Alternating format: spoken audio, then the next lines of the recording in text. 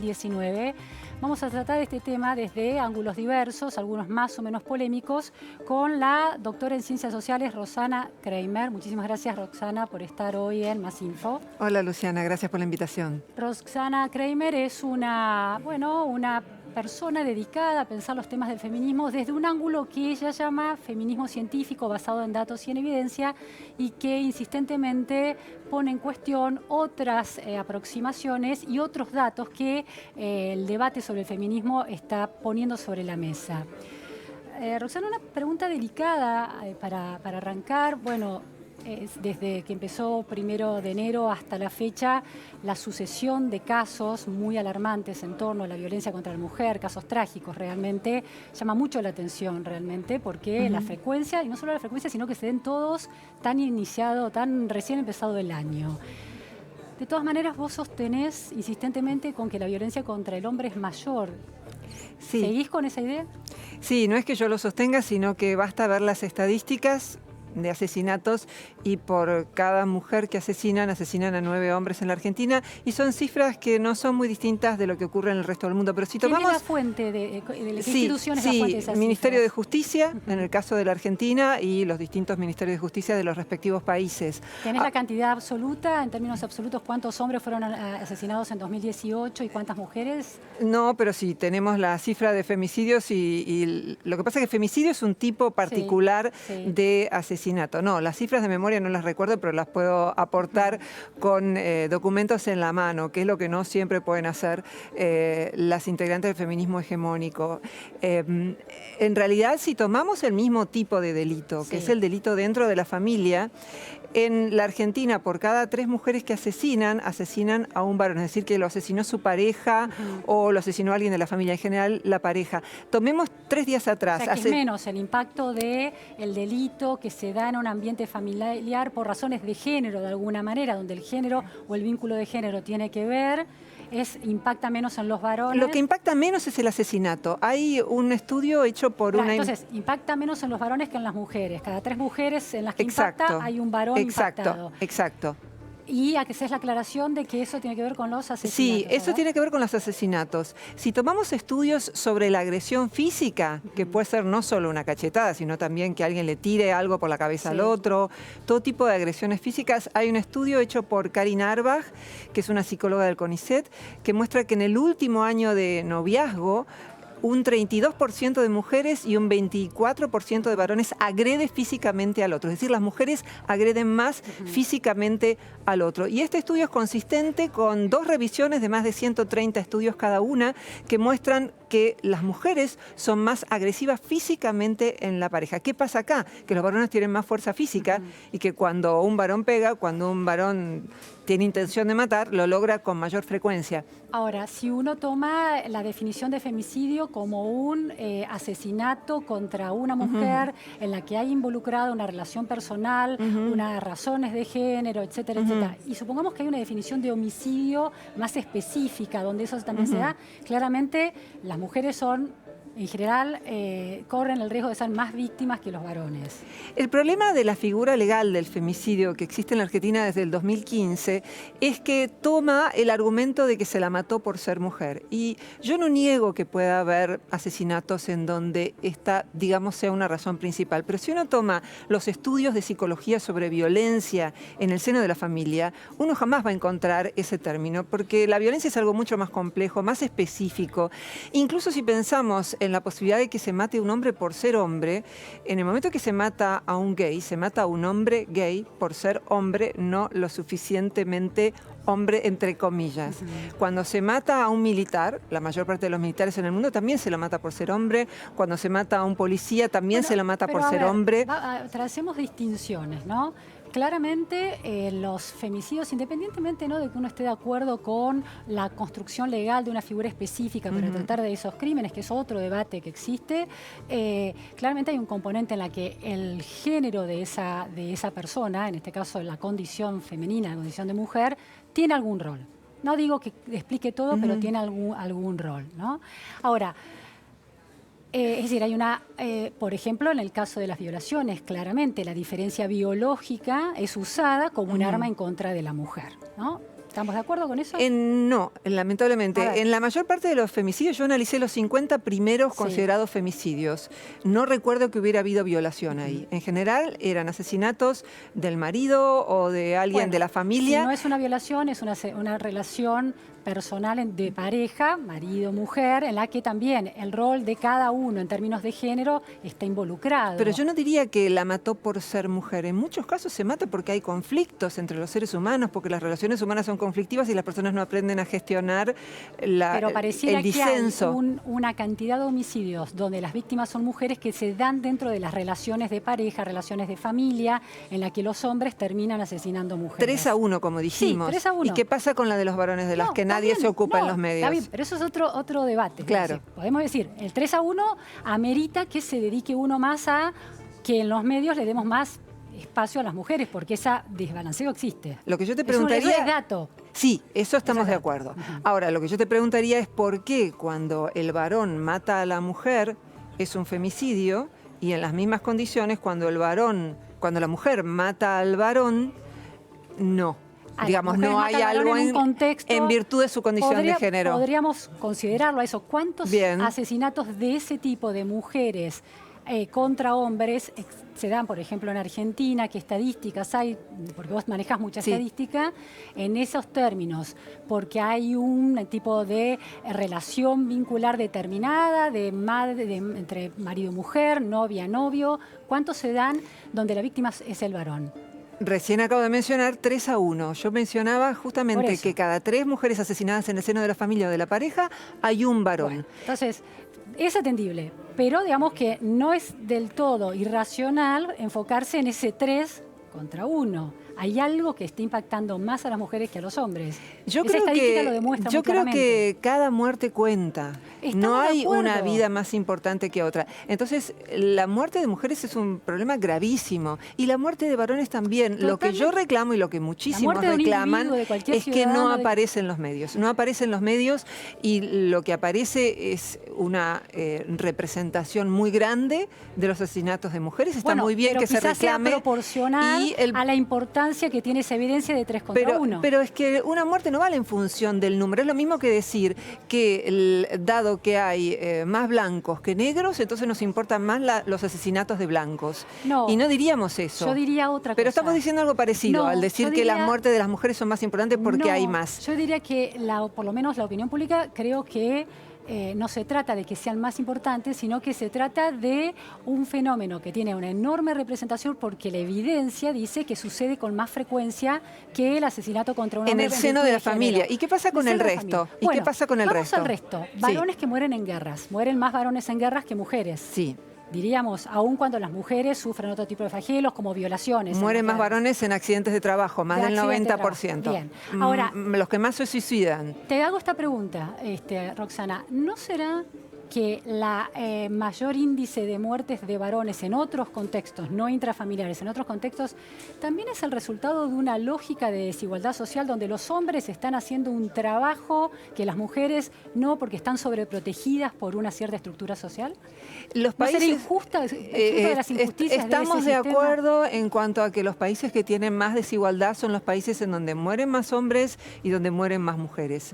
De modo que incluso los países de bienestar donde los inmigrantes ingresan en condición de disparidad con los locales, con los ciudadanos, y donde hay una gran desigualdad de todo tipo, que no es solo económica, tiene que ver con acceso a educación, a recursos, a formas de gestionar el conflicto. Bueno, en esas sociedades en donde hay más desigualdad, hay más muerte de varones y de mujeres. Por eso, esto no se resuelve enfrentando a ver si mueren más mujeres o varones, sino tratando de ver cómo pueden morir menos mujeres y menos varones. Y la solución es política, no pasa por las políticas de género exclusivamente. Estamos de acuerdo en ese punto. A mí me parece interesante que hay una especie de estructura social que es injusta para todos, para hombres, mujeres, niños, ancianos. La verdad es que el mundo avanza, pero las brechas de desigualdad crecen, hay injusticias por muchísimos lados.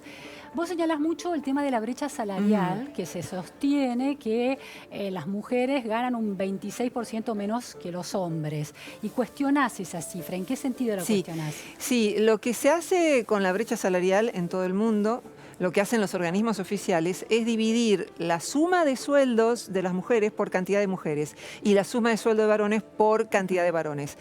Y no controlan variables, que es lo que hace cualquier estadística, que es considerar cuántas horas trabajó cada uno, de qué tipo de trabajo estamos hablando, si es de noche, si es de día. Cuando los estudios controlan esas variables, es decir, cuando tienen en cuenta la cantidad de horas trabajadas o el tipo de trabajo, pues que no hay desigual paga por el mismo trabajo, que es lo que pregona el feminismo hegemónico. No hay desigual paga por el mismo trabajo. Quien sepa de algún caso como ese, denúncielo porque es anticonstitucional. Bien. Hay muchos estudios. Quien quiera ver un artículo puede poner mi nombre, Roxana Kramer, y Diario Los Andes de Mendoza, porque ahí hay una serie de papers donde se muestra evidencia. Son más de 30 Roxana, papers de que no existe desigual paga por el mismo trabajo. Supongamos que un hombre y una mujer trabajan la misma cantidad de horas en el mismo tipo de trabajo. Vos sostenés que en ese universo de personas ganan lo mismo.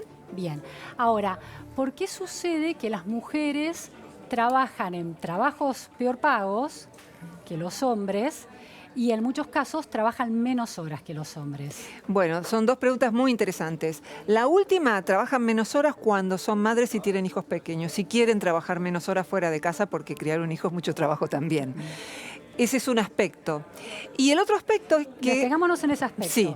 Las mujeres trabajan menos horas entonces cuando las impacta la maternidad. Sí. ¿Las mujeres que somos madres queremos trabajar menos horas o es que las estructuras sociales, la organización social de los países, las licencias por paternidad no existen, entonces somos las únicas que estamos, entre comillas, dedicadas o, entre comillas, condenadas a cuidar a nuestros bebés? Pero en realidad querríamos seguir al mismo tiempo con nuestras carreras profesionales. Bueno, es interesante la pregunta cuando uno ve cuáles son las estadísticas de los países escandinavos, que son los que tienen mayor igualdad de género. Suecia, Noruega, Dinamarca tienen unas licencias de paternidad muy grandes. La licencia se divide entre hombre y mujer en algunos de esos países, entonces se ve bien quién se toma más licencia, y lo que se ve en esos países es que las mujeres se quedan más en la casa cuando tienen hijos que en otros países en donde la situación económica no es tan buena, y que se dividen la licencia no en partes iguales, sino que la mujer toma mucho más.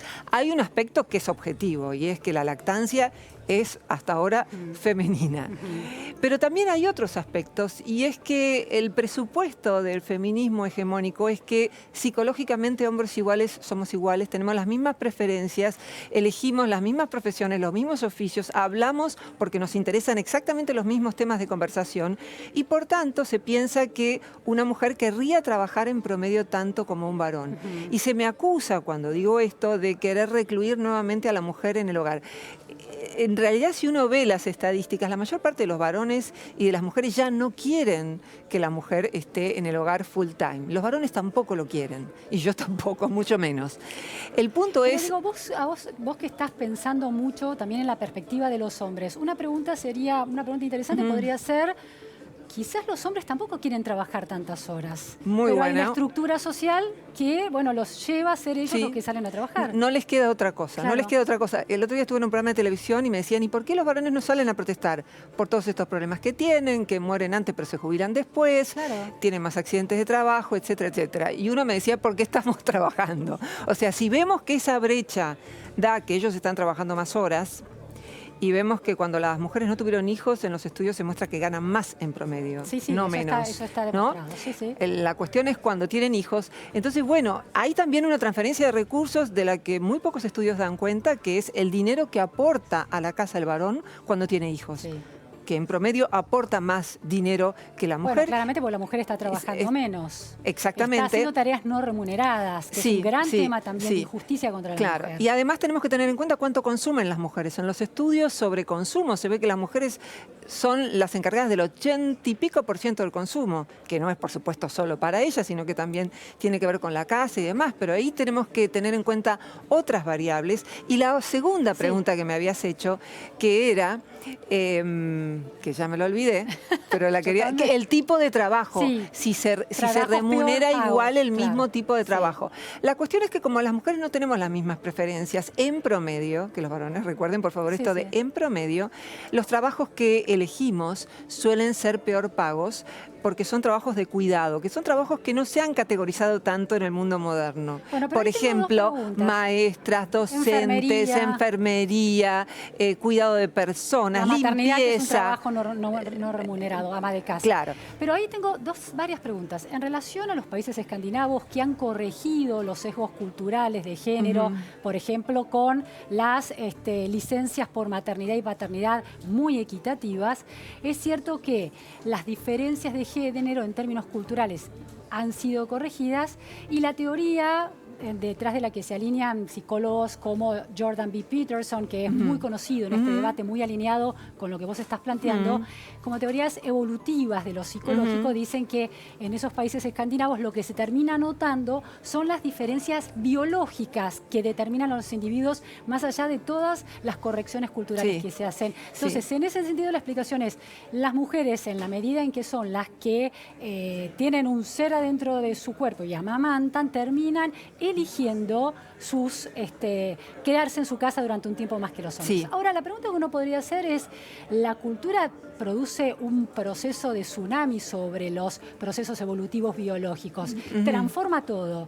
¿Por qué no pensar que se puede seguir transformando como para que la mujer tenga la opción de elegir libremente no sé, me imagino una tecnología que beneficie el amamantamiento, no me sale, el amamantar, la lactancia, la lactancia de una manera que resuelva la presencia de la madre. ¿Por qué no pensar que la cultura puede seguir haciendo su trabajo? Sí, por supuesto. Soy más optimista respecto a la posibilidad de que la tecnología siga haciendo del trabajo de la maternidad algo más liviano, que la posibilidad de un cambio psicológico muy drástico. Yo no creo, aunque no podría asegurarlo, que en el futuro haya más mujeres que varones a los que les guste el fútbol, más mujeres con deseo sexual que varones, porque creo que eso arraiga en algunas cuestiones biológicas muy puntuales. Ahora, no estoy hablando de personas puntuales, sino en promedio.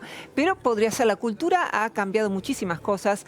Quiero decir algo muy claramente, no hubiéramos sobrevivido sin la presencia de los padres. Hay bastante evidencia de que cuando no hay padres hombres, hay menos posibilidad de supervivencia. Pero voy a decirlo muy directamente, no hay cultura en donde en promedio las madres no estén más preocupadas por los hijos, incluso más grandes que los varones. Si eso va a cambiar en el futuro, no lo sé. Pero es uno de los factores que hacen que realmente no seamos iguales. El problema es que cuando se escucha igualdad de derechos. Y una cosa es igualdad de identidad y otra es de derechos. Pero ¿por qué no pensamos en equidad? La igualdad es suponer que no puede haber diferencias. Hay diferencias, pero la equidad es, de alguna manera, correcciones proporcionales a esas diferencias. Seguro, derechos. Podemos diferenciar y tomar equidad como lo relativo a lo político y tomar igualdad como lo relativo a las características. Y la última pregunta, Roxana, vos señalás que hay tareas y hay sectores de la actividad que son peor remunerados porque culturalmente están dedicados al cuidado